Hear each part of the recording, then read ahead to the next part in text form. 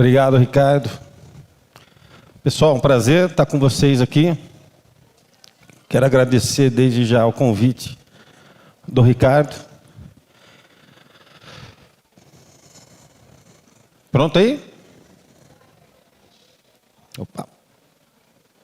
Bom, pessoal, eu vou trazer para vocês um tema que é governança, sucessão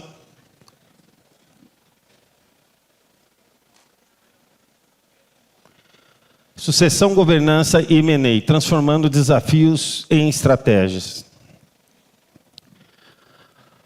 Vou falar um pouquinho de mim aqui. Então, meu Instagram, Marcelo V. Bianchi, eu tenho uma plataforma marcelobianchi.com.br, onde eu trato só de assuntos sobre gestão para empresas de contabilidade. Então, eu sou um dos proprietários da Atlas Contabilidade e Inteligência para a Gestão, especialista em estratégia, inovação, governança, gestão de processos e pessoas. Sou conselheiro empresarial, mentor empresarial, consultor, professor de M&A, de MBA, palestrante, colunista do podcast Mais Que Gestão. Só falo sobre gestão lá no Portal Contábeis. Deve ter mais de 200 podcasts gravados em áudio. Escritor, fiz um livro que é um romance, na verdade, chamado O Capo da Máfia, e filântropo. Casado com a Daniela desde 2001, estamos juntos desde 93. Meus filhos Enzo e Henrico, somos São Paulinos, estamos felizes que o Palmeiras não vai ganhar o Brasileiro, vai perder do Flamengo. Não sou flamenguista, mas a gente não quer que o Palmeiras ganhe nada, que é difícil, já que eu não tenho outra alegria, porque o meu time não está lá aquelas coisas também, né? Aí temos dois pets, o Winston e a Bia. E aqui uma foto da capa da primeira edição do livro junto com o Winston, aqui, que é o palhacinho da casa. E aqui uma foto interna na Atlas, né? Algumas pessoas aqui já foram lá, e ela está de portas abertas, quem quiser nos visitar. Vou falar um pouco da Atlas. Nosso grande propósito é decifrar negócio para a prosperidade. Aqui é uma foto dos sócios, né? E eu vou mostrar para vocês como é que isso muda, né? Meu pai, ao centro, nos deixou no dia 30 de dezembro do ano passado. É o fundador. Eu e meu irmão iniciamos o trabalho já com ele com 14 anos. Então, quando a Atlas foi fundada, nós estávamos juntos. E aí começam a dança das cadeiras, né? A Atlas fez fusão com duas empresas, com o objetivo único de trazer a competência profissional dessas pessoas e não a carteira. Porque nós fazemos planejamento estratégico a cada 5 a 7 anos. Nós fazemos isso desde 95, quando era eu, meu pai e 3 funcionários. O meu irmão tinha saído nessa época para abrir uma empresa de tecnologia. Depois vendeu essa empresa para Folha Matic. E quando nós fizemos um mapeamento daquilo que a gente precisava, nós fomos buscar no mercado pessoas que já tinham experiências e competência. Quando você tem a estratégia desenhada, a governança tem que seguir a estratégia para dar suporte e potencializar essa estratégia. Então ali começam os acordos de acionistas, são culturas de empresas diferentes, necessidade de ter regimento interno, enfim. E depois, antes da pandemia, nós compramos uma empresa de consultoria e nós agregamos também. A cada 5 anos, nós temos que fazer as danças das cadeiras. Por quê? Não é possível um sócio, na minha opinião, né, essa estratégia da Atlas de crescimento, ele ficar na cadeira depois de 5 anos, a mesma cadeira. Se aquilo está estruturado e com a competência e experiência que essa pessoa tem, nós temos lá um mapa de inovação, de oportunidades que a Atlas tem, e sempre para você inovar, você tem que responder uma pergunta chamada quem? Quem é a pessoa que vai pegar esse projeto e dedicar o tempo todo para isso dar certo? Alguns exemplos aqui que todos já passaram por isso, inclusive a gente. Quantas inovações vocês implantaram que não tiveram sucesso? Porque não tem o quem. A coordenadora do fiscal, quando der tempo, vai fazer, ou o cara do DP, ou seja lá quem for. A coisa não acontece. Porque você não tem o plano e acha que nas horas vagas essas pessoas vão conseguir fazer. Para nós, eu não sei quanto dinheiro nós jogamos fora, mas foi muita grana.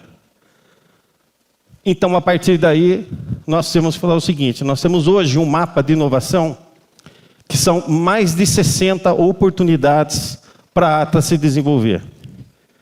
Nós não temos 60 pessoas para assumir esses projetos. E não temos também recurso suficiente. Então, o que um sócio está fazendo dentro da operação, sendo que nós temos um monte de oportunidades? Então, com isso, a Atlas foi se desenvolvendo. Hoje a gente tem mais de 14 mil pessoas conectadas, mais de 120 profissionais. Estamos em mais de 20 estados, mais de 400 grupos de clientes, mais de 38 anos de experiência. Estamos entre 1% das maiores empresas de contabilidade do Brasil, são aquelas que faturam acima de 15 milhões por ano. E depois eu vou falar para vocês como é que a gente faz esse ciclo funcionar. E sem governança, gente, não faz. Sem estratégia, não se faz. Aqui algumas certificações, Prêmio Paulista da Qualidade de Gestão, ISO 9000, Programa da Qualidade das Empresas Contábeis, e somos considerados uma empresa excelente para se trabalhar desde 2019. As empresas contábeis vivem o momento mais decisivo da sua história. Acho que o evento Epreconte foi sobre isso, né?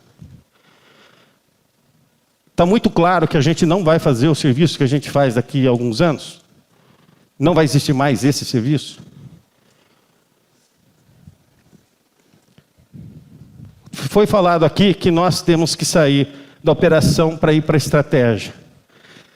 Se nós não estivermos pensando e entendermos as tendências de mercado para estruturar a nossa empresa, a gente simplesmente posiciona ela para o passado. Um exemplo. Quando a gente implanta a metodologia do planejamento estratégico, a gente olha essas tendências em 5 a 7 ou 10 anos.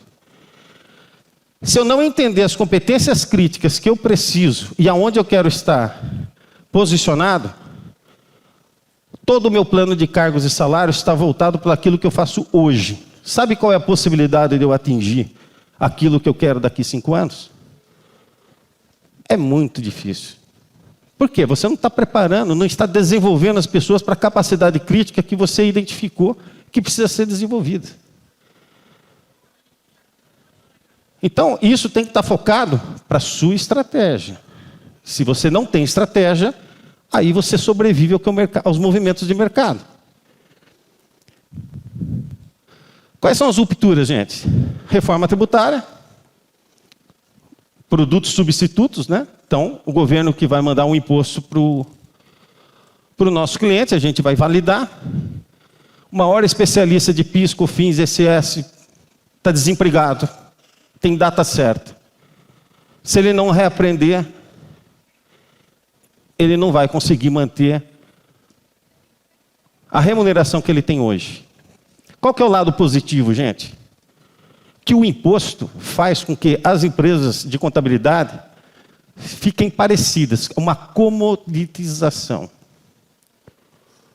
Com a reforma tributária, apesar da gente ter falado de contabilidade consultiva, o Ricardo acabou de dar o exemplo aqui,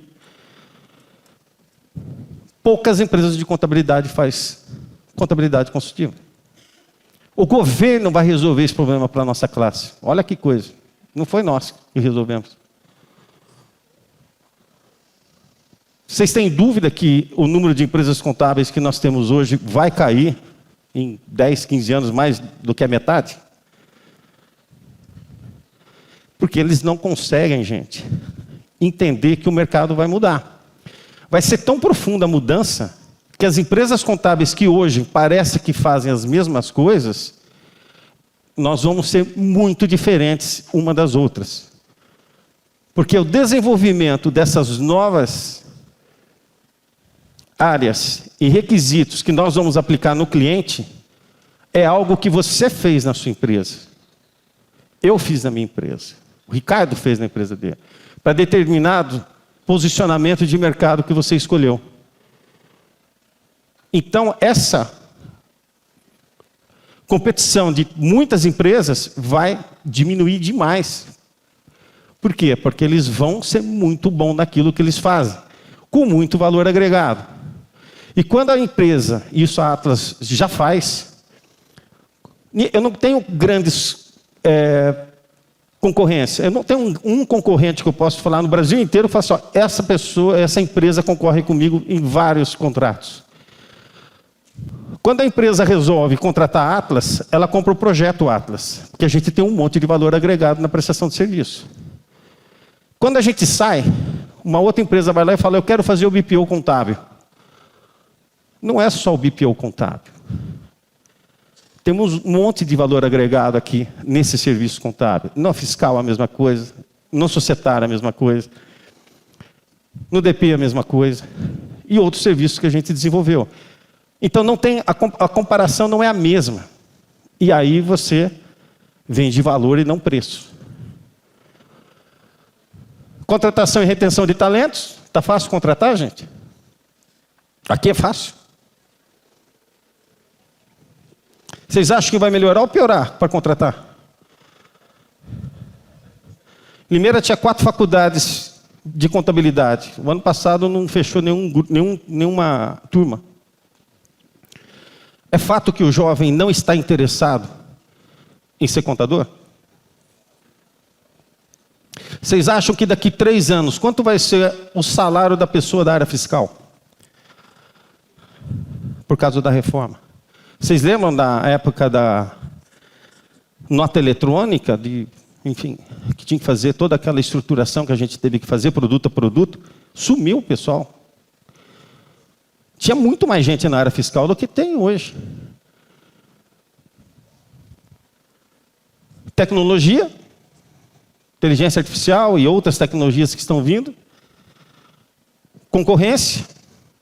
A Atlas foi convidada, né, a participar de grupos, 5 empresas de investimentos internacionais, aliás, 3 internacionais e 2 nacionais, que estão comprando empresas contábeis que faturam acima de R$1 milhão por mês, para se criar uma nova empresa de contabilidade muito grande. Então tem empresas hoje de contabilidade que faturam 180, 280 milhões por ano. A nossa concorrência não vai ser a concorrência do vizinho, não é aqui em Salvador que vai ser a concorrência. Quando esse pessoal vem, gente, o portfólio de serviço e produtos que esse pessoal vai trazer é muito poderoso. Consolidação do mercado, né? Então, essa compra e venda de empresa.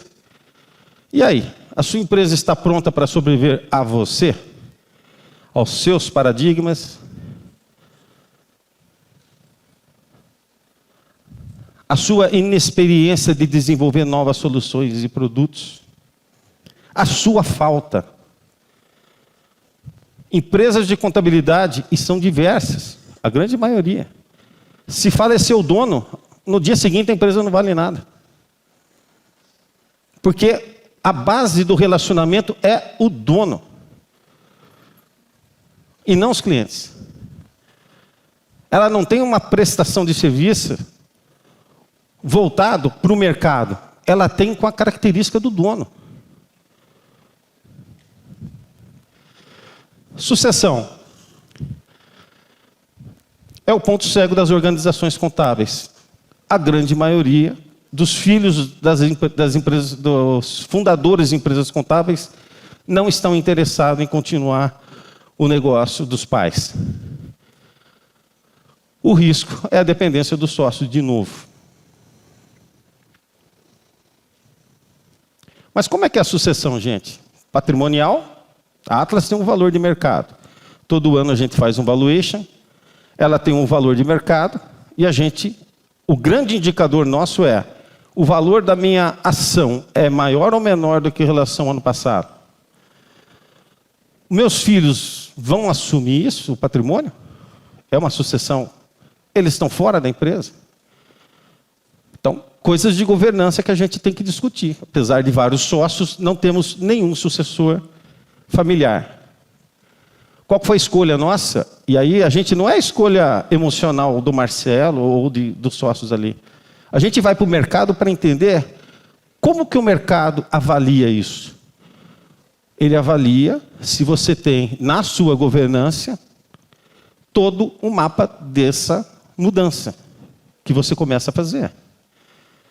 E no nosso caso, a família vai receber dentro do valuation o valor das cotas, e aí tem a forma de pagamento, que vai ser dividido até o valor do salário do CEO.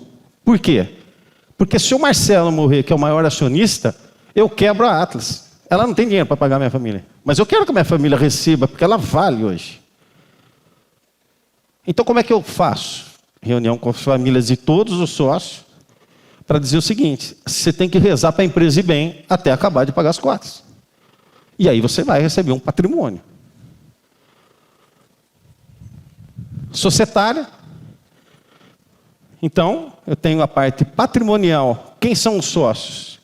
Quando a Atlas compra a cota do Marcelo, sobra a cota dele para a aquisição e possibilidade de novos sócios entrarem.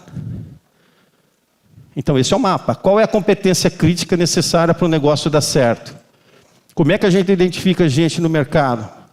Como é que a gente dá chance para esse pessoal para ser desenvolvido? E a partir daí, ele tem condição de ser sócio porque está dentro dos valores, já mostrou competência, enfim.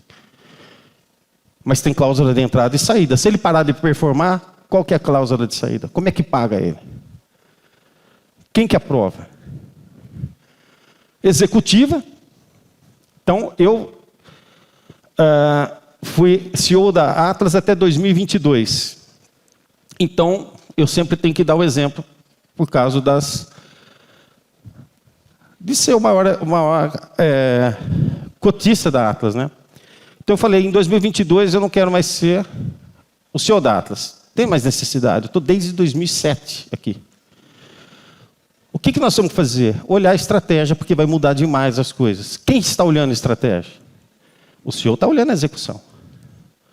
Então a gente montou um conselho consultivo, 2 profissionais de fora, que não são contadores. No conselho consultivo temos o conselho de sócios, ele é um investidor, então ele escolhe o que investe. E aí o planejamento estratégico é aprovado e o CEO tem que executar dentro das metas de faturamento, satisfação de clientes, satisfação dos profissionais e lucratividade.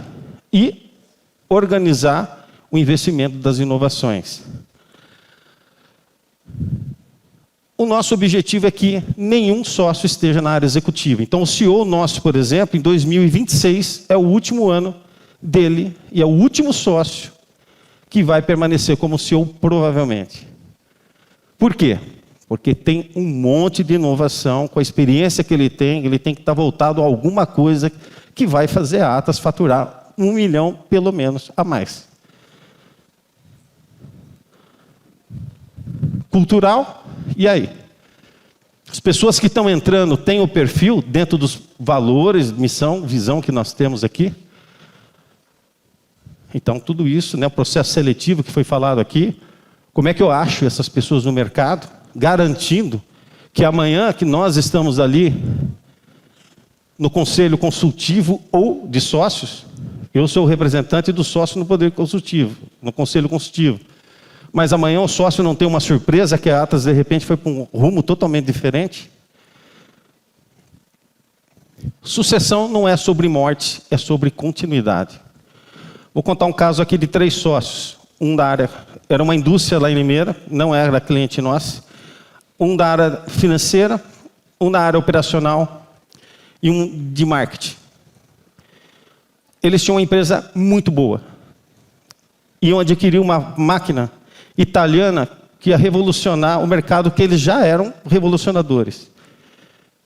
6 milhões custava a máquina. Foram lá, BNDES, tem aqueles projetos que a Bimac faz, que você consegue adquirir com linhas muito, muito interessantes.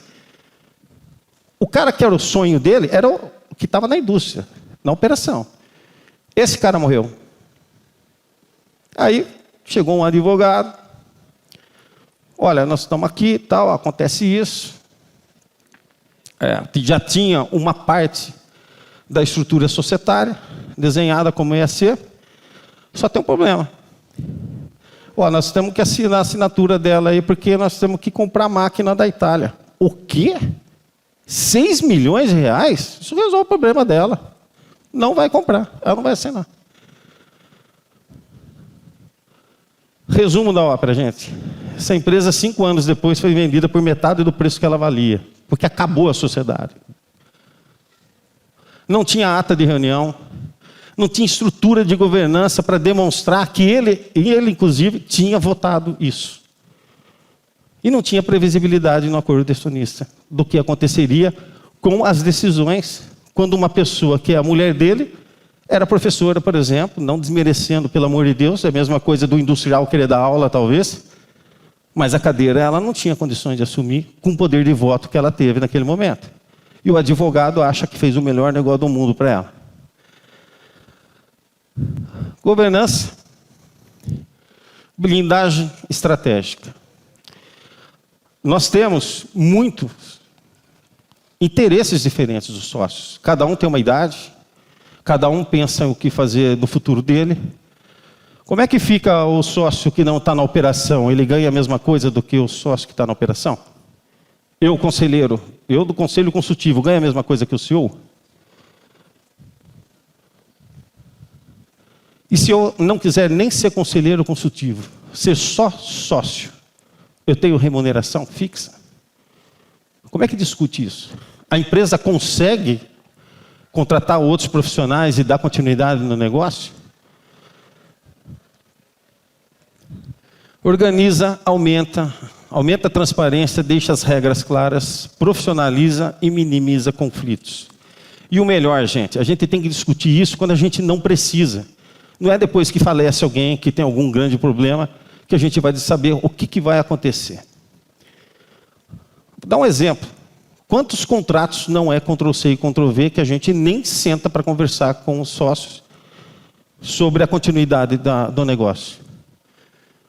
E aí, a gente colocou lá, vai ser pago em 10 vezes, levanta o balanço. O valor econômico da Atlas no balanço, ele é muito menor do que o valor de mercado dela. Vai pagar em 10 vezes? Vai ter caixa para isso? Como é que vai se ajustando isso, se organizando e fazendo revisões? A governança faz a empresa valer mais. E vale muito mais, gente. Esses fundos, quando vieram conversar com a Atlas, uma das perguntas é o seguinte: vocês têm acordo de acionistas? Vocês têm estruturada a governança? Eu quero dar uma olhada nisso aí para ver como é que ficam as regras. Dependendo, gente, literalmente eles pulam fora. Porque eles vão falar, cara, eu não vou entrar numa briga judicial com o sócio, pondo uma grana lá. Isso não se resolve. Quanto mais a empresa depende do sócio, menos ela vale. Porque quem vale é o sócio, não é a empresa. Então, alguns exemplos aqui: acordo de acionistas, regimento interno, onde você estrutura, inclusive, as regras internas com os profissionais, indicadores, como é que a gente entende o que é desempenho de cada área, de cada sócio, como é que o CEO reporta, ele tem a meta, e se ele não atingir a meta, o que acontece com ele? Quem que demite? E rituais, né? Então, por exemplo, quais são as reuniões e, principalmente, as matérias que a gente vai discutir nas reuniões de sócios? Esse é um tipo de assunto que é só estratégia e investimento. Aí eu tenho um conselho consultivo, que é o caso, nós preferimos assim, porque no conselho consultivo, mesmo eu sendo sócio, eu tenho um voto e os outros 2 conselheiros têm um cada um. O conselho consultivo está recebendo informações do CEO de como as coisas estão dentro do planejamento estratégico que foi feito. Eu tenho um planejamento, eu tenho um faturamento, eu tenho as inovações, eu tenho os investimentos. Então, são os guardiões daquilo que os sócios aprovaram como pessoas que estão pondo dinheiro no negócio. Cadência. Então, nossa reunião, por exemplo, do Conselho Consultivo e CEO é mensal, trimestral com os sócios. Tem todo o desenho de quanto se distribui de lucro, qual que é a política, qual que é a conta, qual que é a equação que garante que a empresa continua super de pé e também, por outro lado, não deixa o sócio receber menos do que o investimento que poderia estar recebendo, daquilo que ele investiu. Então tem um monte de coisas que você deixa pré-estabelecido. Aí o sócio fala assim, cara, é o seguinte, minha filha vai casar, eu estou precisando de dinheiro para comprar o enxoval dela, sabe esse tipo de coisa? Cara, mas a empresa vai querer resolver isso aí agora? Então, como é que a gente deixa as regras claras?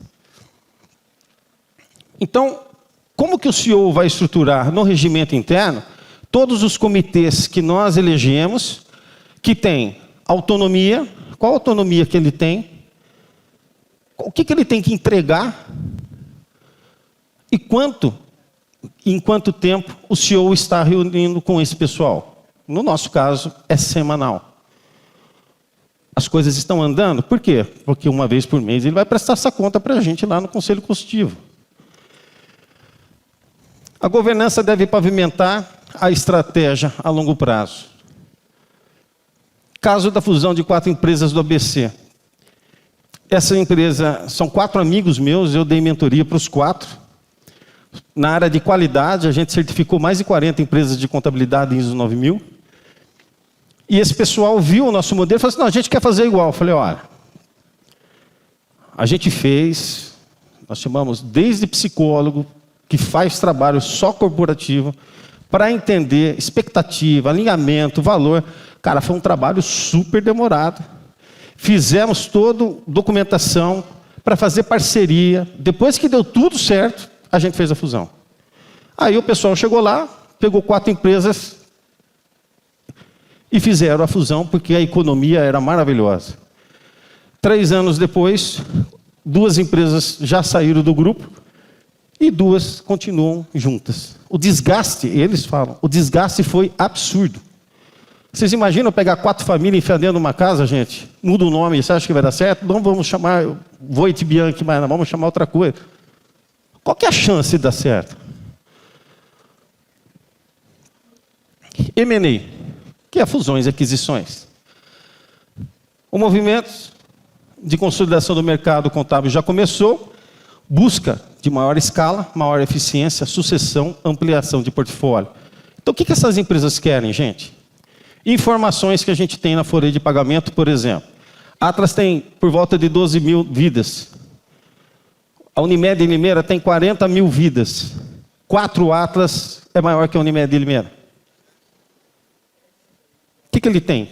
O pessoal que está chegando é do mercado financeiro de tecnologia. Ele olha e ele fala assim, pô, olha quanto seguro de vida eu tenho condição de vender aqui. Plano de previdência, cartão de crédito. Como é que chama? Quando a gente compra o carro lá, mensal, consórcio. Enfim, esses caras têm um monte de coisa. Adquirindo um negócio desse, gente, ele já sabe que mais ou menos quanto ele vai entrar no faturamento dele. Então, é a compra, é a fusão. Existe sócio investidor que está vendo a contabilidade. Aí não é só a empresa, não. É o negócio contabilidade, a indústria contábil. A UOMI recebeu 650 milhões de reais faz pouco tempo, faz menos de um mês, acho. Marcelo Lombardo fez reunião com 20 empresários de contabilidade, eu estava lá, ele falou o seguinte, esses caras puseram dinheiro, sabe por quê? Porque eles perceberam que com a reforma tributária vai explodir o mercado de software financeiro, por exemplo. Então ele não está colocando grana simplesmente para falar, cara, eu vou pôr uma grana, você tem que comprar a empresa, todo aquele programa de crescimento. Por quê? Esse investimento é diferente. Ele vai crescer por si só. É o que vai acontecer com a gente. Vai ter uma ciranda das cadeiras da carteira contábil. 2027 para frente, gente. Aquele pessoal que está achando que a reforma tributária é só uma alíquota, a hora que o pessoal recebeu o primeiro DARF na mão dele, nem sei se vai chamar DARF, né, mas o imposto, que não vai dar tempo de 2, 3 meses você organizar o seu cliente, porque não foi feito um projeto a médio prazo, ele vai falar assim, esse contador não tem condições de me atender nesse novo universo. Então vai ter uma consolidação, vai ter uma migração de carteira, e quem tiver preparado vai sair na frente. Canal de vendas de outros mercados, então é isso, né? Deu o exemplo aqui do mercado financeiro. Eles enxergam a contabilidade como alguém que eu ponho grana e eu tenho muita informação. Por exemplo, notas fiscais, né? A gente falou aqui de pouca sonegação ou nenhuma. Todos os produtos que nós temos dos nossos clientes é um banco de dados maravilhoso. Quantidade, valor, distribuição, valor de frete. A sucessão prepara, a governança organiza e o M&A expande. Vai haver uma migração grande de compra e venda de carteiras, de fusões nos próximos anos e pode ser uma grande estratégia de crescimento. Mas aí, de novo, gente, não é ir lá fazer negociação com o pessoal, comprar e achar que a cultura dele vai dar tudo certo na sua, precisa de plano muito sólido.